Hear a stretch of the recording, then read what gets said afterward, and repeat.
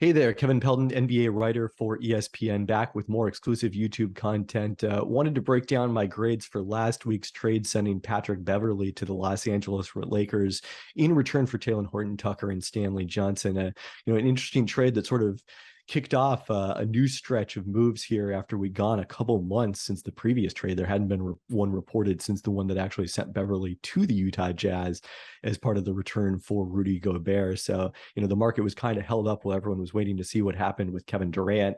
Now that he's staying with Brooklyn, we're seeing some activity again. And the Lakers, making noise, not surprising given their need to upgrade last year's roster. And I really love this trade for them, gave them an A on this one, because to me, the biggest issue with last year's Lakers roster, and there were a lot of them, certainly Russell Westbrook's fit, the health of LeBron James and Anthony Davis. But the biggest thing was they just didn't have enough capable two-way contributors as role players around those stars. And that's what you need when you have guys as ball dominant as LeBron James and Russell Westbrook. You don't want players who need the ball in their hands, which is kind of what Talen Horton-Tucker was, unfortunately.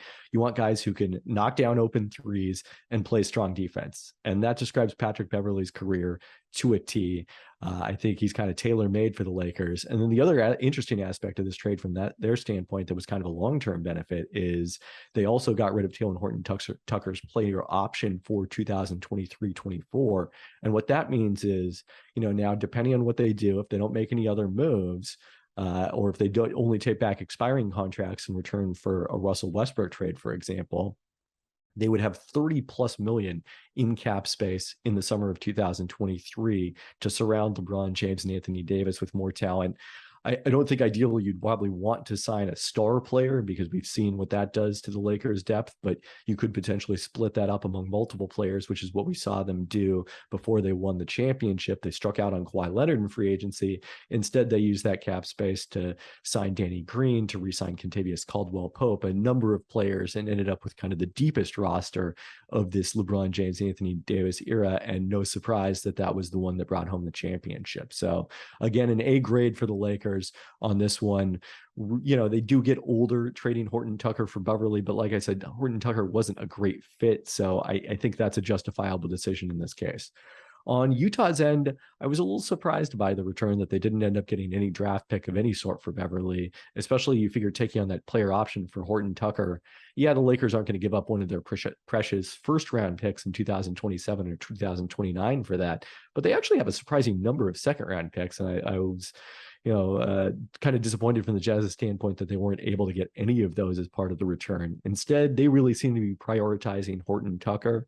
And I do think now, especially in the wake of the Donovan Mitchell trade, he makes more sense in Utah than he did with the Lakers. Like I said, he's been best over the course of his career with the ball in his hands, creating shots for himself. Pretty good playmaker as well for a wing non-point guard. So, that's part of his skill set, particularly in 2020-21. He was an above average contributor, and creator, I should say, on shots with at least 2 seconds of touch time, shot an above average effective field goal percentage on those plays. He's been way below average throughout his career on shots with less than 2 seconds of touch time, according to NBA advanced stats, the catch and shoots and things like that he really needed to do playing alongside LeBron and AD. So, I think a little more opportunity for Talen Horton-Tucker to explore the studio space. There's still some untapped potential. It's funny, they just traded for Ochai Agbaji, who was the number 14 pick in this year's draft, as part of the Mitchell trade. Talen Horton-Tucker, who's going into his 4th season in the NBA, is younger than Ochai Agbaji. So I think still some potential for him. Now, the downside of the player option still is, if he plays well this season, he opts out and you have to sign him to a bigger contract. If he doesn't play well, you're stuck with that player option for 2023-24. So that's a bit of a downside, why I ended up ultimately giving the Jazz a C on this grade. So be sure, if you haven't, to check out those trade grades as well as my ones for the Donovan Mitchell trade on ESPN.com, and keep watching for more exclusive YouTube videos. Thanks for watching ESPN on YouTube. For live streaming sports and premium content, subscribe to ESPN+.